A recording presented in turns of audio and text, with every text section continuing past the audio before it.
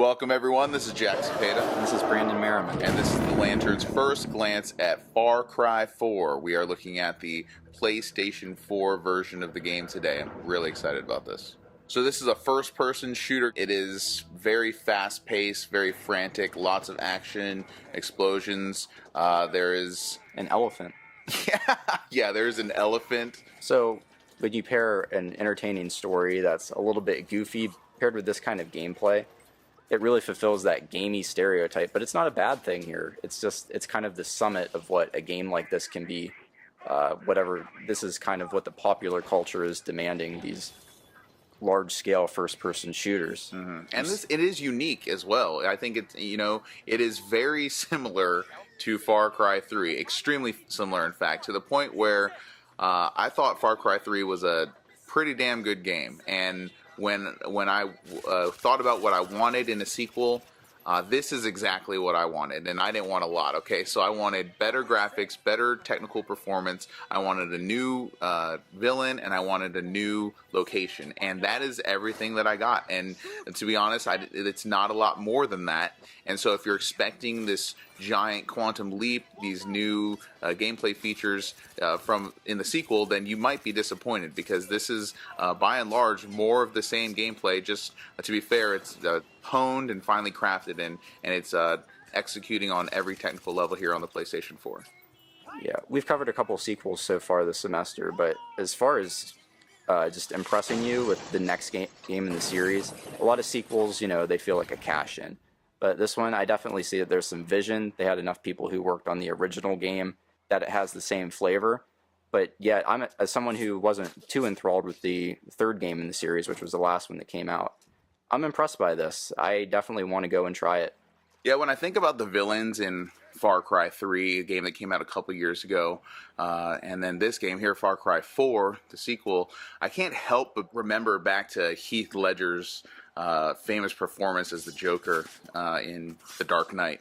We are ambushed by a local dictator who's a little psychotic as well. His name is Pagan Min, and he controls the military. He actually has his face on some of the currency here in this country, and he's pretty crazy, pretty psychotic, and it leads to a lot of really dark, messed up humor. Yeah, this game definitely revolves around the villain. While your character is important, and the game's already leaves you a lot of questions like about who exactly am I in relation to this dictator, because you do have some sort of relationship with him.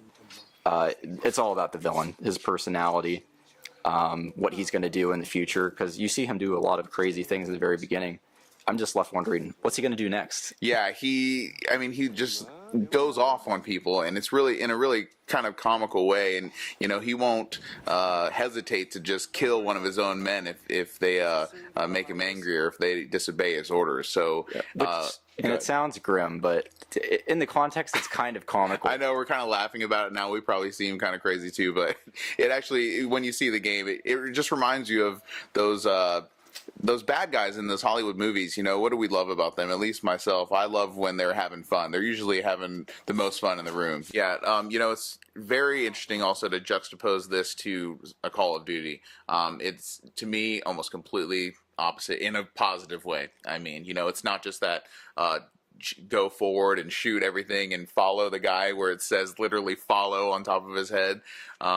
This is much more, you move at your own pace. You can stalk people. As an example, they'll have a camp that you need to infiltrate, and they'll have a group of mercenaries. You can kind of hang back and use your binoculars and kind of tag their locations and keep track of where everyone is. But then you look in the center of this group of guys you need to kill. Well, what is there? There's a caged lion or tiger right amongst everyone, and so if you could sneak up and actually just let the tiger out of the cage, he'll do all the work for you and you just sit back and just watch the havoc ensue.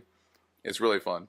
Yeah, there are a lot of affordances to the setting where this game is placed. What with the mountains, they make for great organic scenery, exotic animals. Yeah, the exotic animals that are also very deadly. And just the idea that you can go into a place that realistically would have some kind of political turmoil. This is a game that's based around a political struggle with this dictator. And so, I mean, it's not a real place, but it feels real in this current setting that we have. Like, I mean, it reminds me of something like North Korea, where you've got a wild dictator. It's very much that kind of same thing, and that's what they're doing by approximating this. Just pretend it's somewhere real, and I think you'll have a great time imagining these real settings in these realistic places.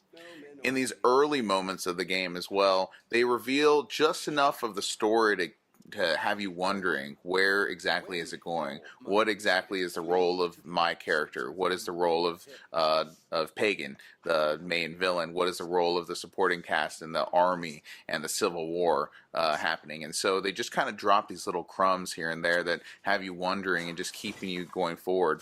For me, exploring the land, exploring the terrain, finding the animals and hunting, that's enough for me. But the story is also there for the people that want to follow it. I just want to see what Pagan does next. I want to see what he says.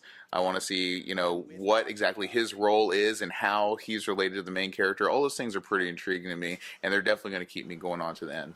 Yeah. At the same time, though, I am guessing. I kind of do know where it's going, because it's an open world game. Sometimes they start out with these really great story sequences, but then it just ends up being 20 hours of you don't really know where the story's going. There's not a lot of cutscenes or things that are giving you information about your character or giving you information about the game's plot.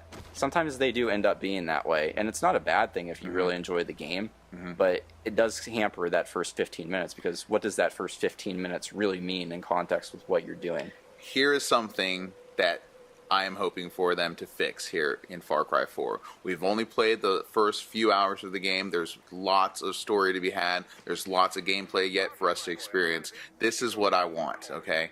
Far Cry 3 was a great first half of a game. An amazing first half of a game, and it just fell off in the middle. When you, spoilers here, when you killed Voss, the character who you thought was going to be the main bad guy in Far Cry 3, there was actually someone else that was above him, and you spent the last 10 hours there hunting someone else who was nowhere near as fun or nowhere near as intriguing to me. And so that game was pretty disappointing on a story front. So I'm hoping here with the sequel, Far Cry 4 learns from the mistakes of the past and actually has a compelling, interesting story from top to bottom all the way throughout. So I'm keeping my fingers crossed here. These are our first impressions of the game, and so we'll see how it plays out. Based on everything I'm seeing here, I'm getting everything that I wanted. I'm going to push on, and this is going to be one of the games that I'm going to try and finish before Thanksgiving break, definitely. Yeah, of the big blockbuster games that we've seen, the huge budgets that these games have, and they all come out in the same time right now, right before Christmas, just like some of the big movies come out. This is one of the ones with the most promise that I'm seeing. If you want to get a huge game that's going to take you hours and hours to get through, maybe to play over your winter break, this might be a good choice for that reason, because it's going to be a long one. And like Jack said with Far Cry 3, like, you think you're done with the game, you think you've killed the main villain, and you didn't. So I'm wondering just how far this game will string you along. Like, is there a big plot twist that we can't even foresee? I'm excited to find out. Like I said, this is going to be one of the games I'm definitely going to finish this year. I'm going to try and do it over Thanksgiving break here. But I have to say that I can't really recommend it enough for anyone that owns an Xbox One, a PS4, or a PC. You have to check out Far Cry 4 this year. It's one of the marquee titles this holiday season, and I think it's going to be very exciting to find out how it actually ends. So, again, thanks everyone for listening. This is Jack Cepeda. And this is Brandon Merriman. And this is The Lantern's first glance at Far Cry 4. Take care.